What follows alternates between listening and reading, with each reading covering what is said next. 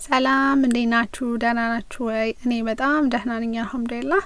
እንኳን በድጋሚ ወደ ቻናል መጣችሁ አብራችሁን የቆያችሁ ልጆች ወይም ደግሞ ይህን ቪዲዮ ስትመለከቱ ዛሬም ጀመራችሁ ከሆነ እንኳን በደህና መጣችሁ። ዛሬም በሌላ ቪዲዮ መጥቻለሁ። ይሄ ቪዲዮ እንግዲህ በብዙዎቻችሁ ዘንድ ስጠየቅ የነበረው ጥያቄ ነው። እዚሁ ዩቲዩብ ላይ እሰራችሁ በነበሩ አንዳንድ ምግቦች ላይ እንጀራዬን አይታችሁ የእንጀራ ቪዲዮ እንሰራላችሁ ጠይቃችሁኝ ነበር። ፌስቡክና ኢንስታግራም ጓደኞቼም ኦልሞስት ይሄንን ቻናል ስጀምር ጀምሮ ማለት ይቻላል ጠይቃችሁኝ ነበር።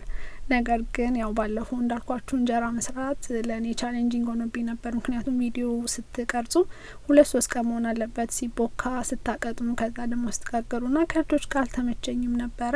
ይኸው እንግዲህ አላህ ያለው ቀን ደርሷልና ዛሬ ይዤላችሁ መጥቻለሁ። እንደምታዩት ቆንጆ እንጀራ ነው። እንግዲህ ለእኔ ቆንጆ ነው አላቅም ዋው የሚያስብልም ባይሆን አይኑ ቆንጆ ነው፣ ለስላሳ ነው። በዛ ላይ ደግሞ ኦልሞስት እኔ በ10 ቀን ምናምን አካባቢ ነው አንዴ የምጋግረውና ምንም ሳይሆን ቆንጆ ሆኖ ቆይቶ ነው የምንመገበውና እንደ ቲፕ ነገር እኔን የተከተልኩትን ነገር ተከትላችሁ ከሰራችሁ እናንተም ቆንጆ እንጀራ ይሆንላችኋል። እርግጥ ነው ከዚህ የበለጠ ቆንጆ የምትጋግሩ ልጆችም እንዳላችሁ ገምታለሁ። ነገር ግን ለጠየቃችሁኝ ልጆች ይጠቅማችኋል ብዬ አስባለሁ። በዚህ አጋጣሚ እንግዲህ በመዘግየቴ ይቅርታ እያልኩኝ ዛሬ ከማብኳቱ ጀምሮ እስከ መጋገሩ ያለውን አብረን እንሰራለን። እንደምትወዱትም ተስፋ አደርጋለሁ። ከወደዳችሁት ላይክ ብታደርጉ ሌሎች ልጆች ጋር እንዲደርሱ ዩቲዩብ በራሱም እንዲገፋፋ ያደርገዋል። እስከ መጨረሻ አብራችሁን ቆዩ። እንግዲህ እንጀራን እኛ ሳንመገብ አይሆንልንም ማለት በሄድንበት ሀገር ከኢትዮጵያ ውጭም ይሁን እኔ አውሮፓ ኖሬ አይቼዋለሁ፣ እዚህ ሀገርም ከመጣው ጀምሮ አይቼዋለሁ።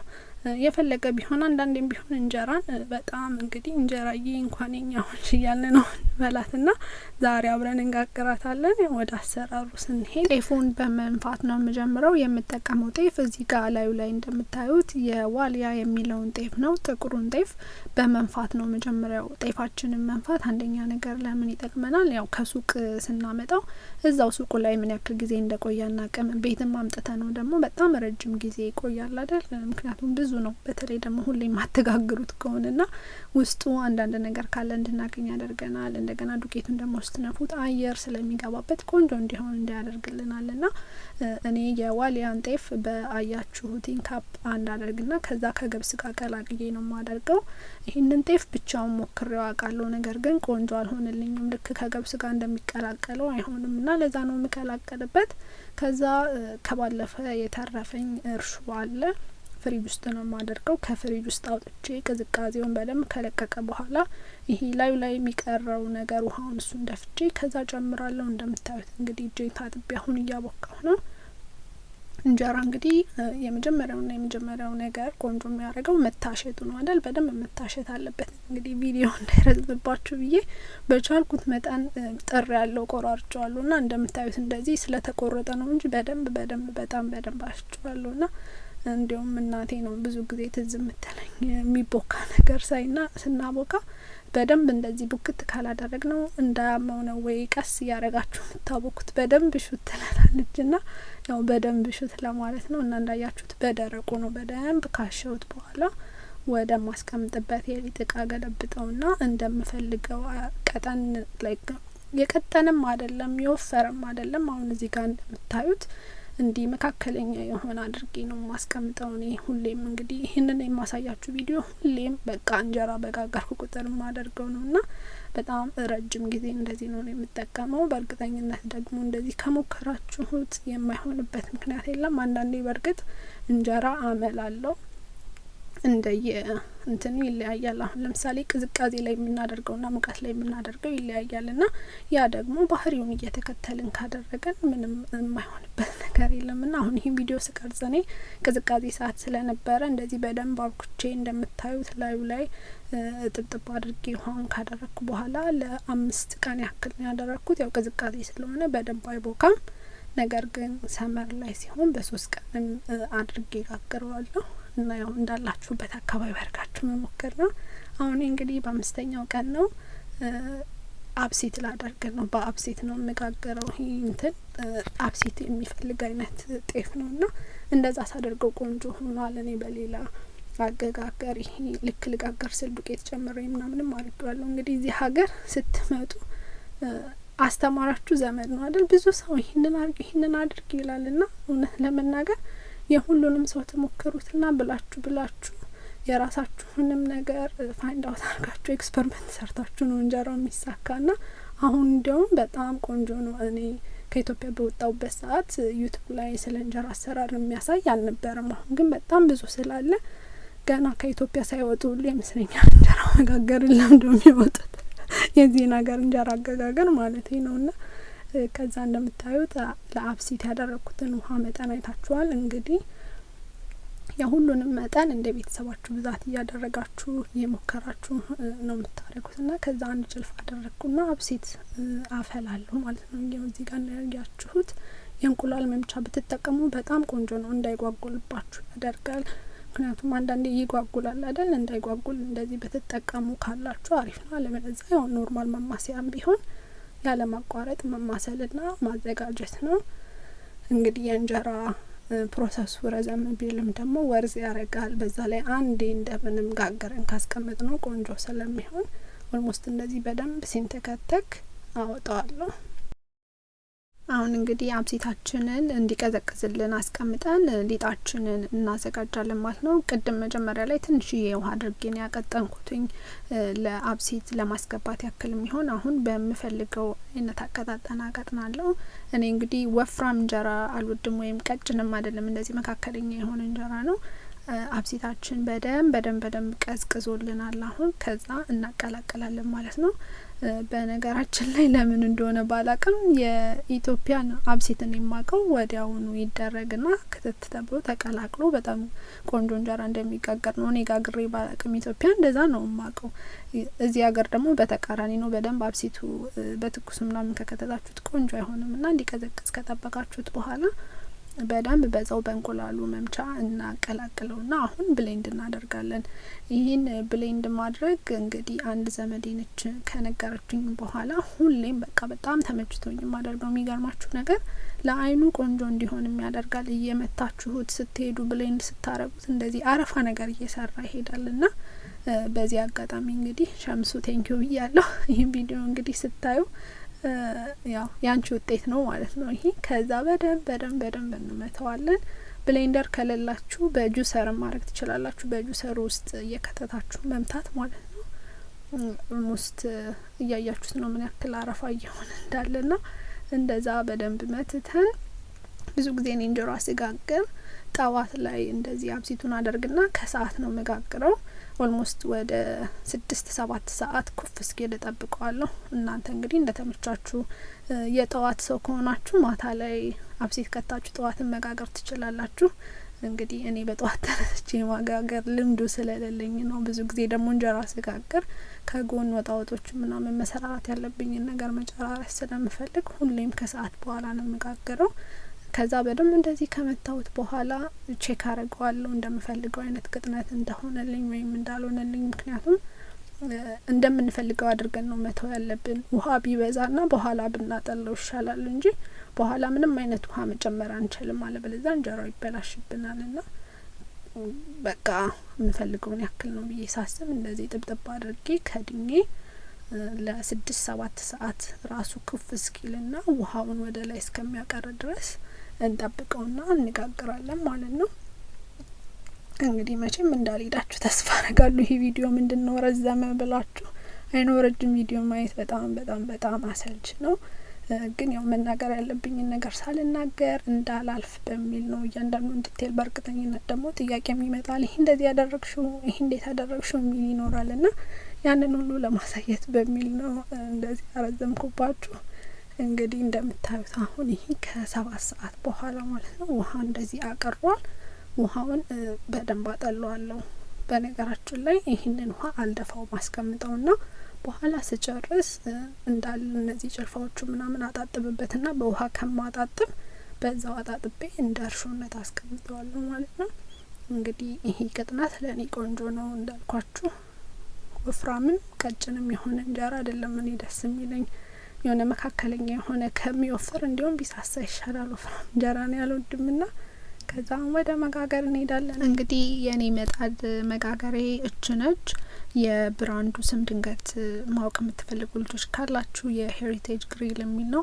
እዚህ ሀገር ስንመጣ ያው እንግዲህ ሀገሩንም ምኑንም ስለማታውቁት ጓደኛዬ ነበር የገዛችልኝና በወቅቱ ስትገዛልኝ ብዙ የመቻል ነገር አይኖረውም፣ ግን ለጊዜው ይሆንሻል ብዬ ነበር የገዛችልኝ። ግን እውነት ምንም አልሆነም። እስካሁን በቆንጆ ሁኔታ እየተጠቀምኩበት ነው። እና እንግዲህ ምጣዳችን ሲሞቅልን የመጀመሪያ በእንጎቻችን እንጀምራለን። እንግዲህ እኛ አካባቢ እንጎቻ ነው የሚባለው፣ በተለያየ አካባቢ የተለያየ ስም እንዳለው አውቃለሁ። እኛ ቤት ደግሞ ቤቢ እንጀራ ነው የሚሏት ልጆች። ያው እንግዲህ ባህላችን አይደለን መጀመሪያ ስንጋገር እንደዚህ በጥንቃቄ መጋገር። እነሱ ደግሞ በጣም ነው የሚወዷት። እዛው እንግዲህ አሁን እንደወጣ ብዙም አቆዩዋትም፣ ጨርሰዋት ነው የሚጠብቁኝ ወዲያውና። ከዛ እንግዲህ አይታችሁታል የመጀመሪያ እንጀራችን። ከዛ እያሰፋን መጋገር ነው። እንግዲህ እዚህ ጋር እንዳትስቁ፣ እኔ እንጀራ እንደዚህ ነው የማደርገው። በማሽከርከር ልክ እንደ ኢትዮጵያው በደንብ አልችልበትም። እንግዲህ እንደ እኔ ኢትዮጵያ ጋግራችሁ ማታውቁ ልጆች አንደርስታንድ ታደርጉኛላችሁ ብዬ ገምታለሁ።